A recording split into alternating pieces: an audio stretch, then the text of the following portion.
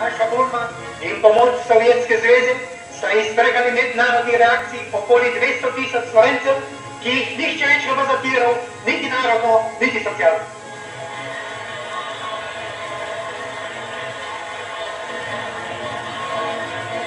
Slovenskemu Primorju se je končno izpolnilo njegovo stoletno hrepenenje, da je priključeno skupni domovini Sloveniji in Jugoslaviji.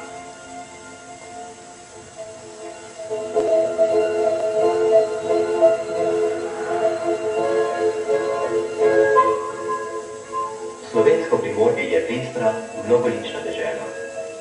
Izpod visokih gora na njenem severu izvira Soča, krasna, bistra hči planin, ki vidi v nižave mimo samotnih naselij Drente z njenimi prikuhnimi pobočji.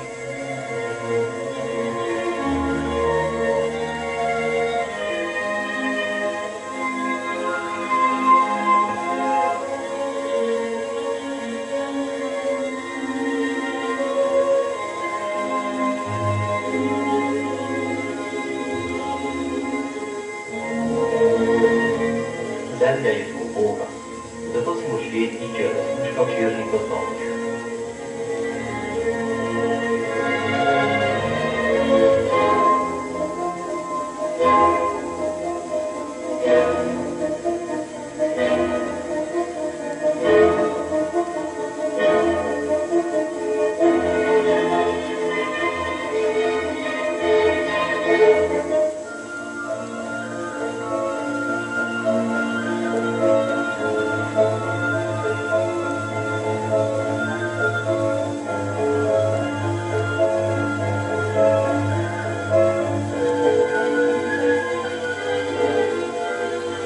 Največji kraj tega skrajnega gorskega kota v vencu visokih vrhov je Bovec.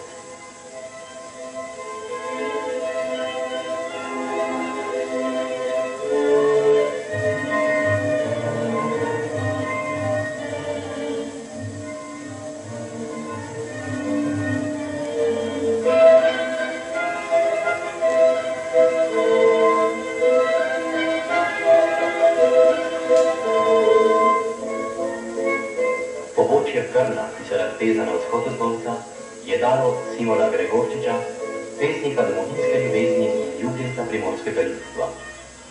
Njegova rojstna hiša, spominsko ploščo, stoji na vrstnem starmodem Soča, ki jo je pesnik nesmrtno opeval v svojih delih. Njegovo truplo počiva v Planinskem raju, pri cerkvi svetega Lovrenca pod prijaznim Ljubušnjem.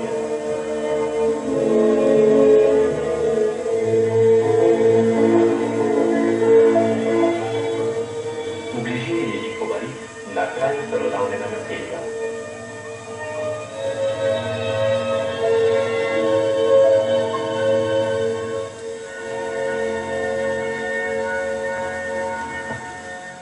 Svetla kot srebrni trak teče Soča proti Tolminu.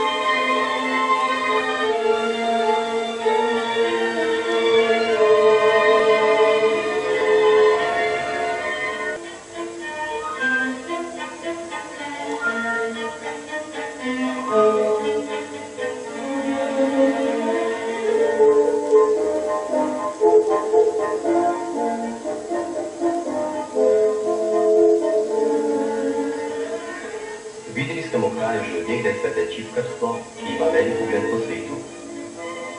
Središče te obrti je industrijsko mestece Idrija. Tu obratuje že od 15. stoletja drugi največji živosrebrni rudnik v Evropi, čigar pridobitev pomeni za nas veliko narodno bogatstvo.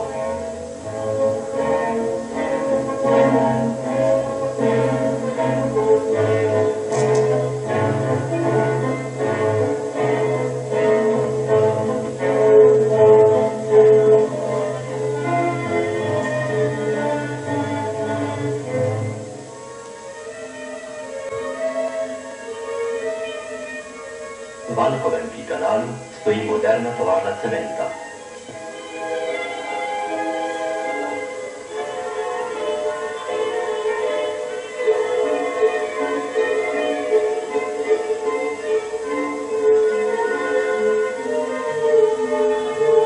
Umetno jezero pri Sveti Luciji.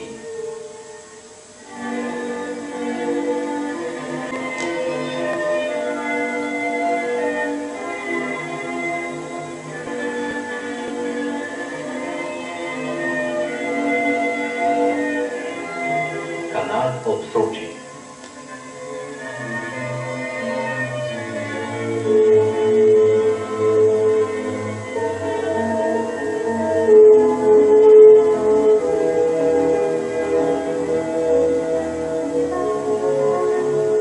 Mnogo umetnostnih spomenikov v slovenskem Primorju je bila zavedno uničila že Prva svetovna vojna, mnogi pa so se ohranili prav do danes.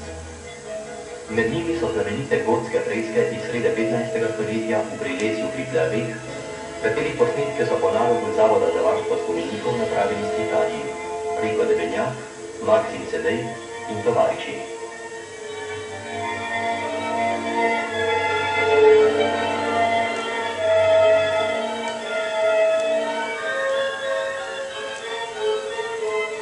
Znameniti enoločni železniški most pri Sokanu.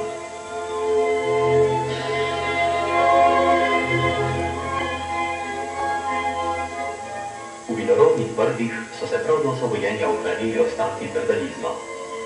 Medtem ko so grofje in baroni živeli v razkošnih gradovih, so njihovi koloni vedno životarili v temnih, napol razpadlih domovih. Osvobodilna borba je za vselej pregnala tujo gospodo.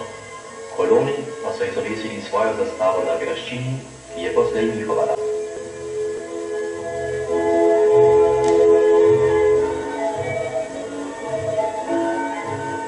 Možje so se zbrali, da se pomenijo o prvi pregnatvi v svobodi.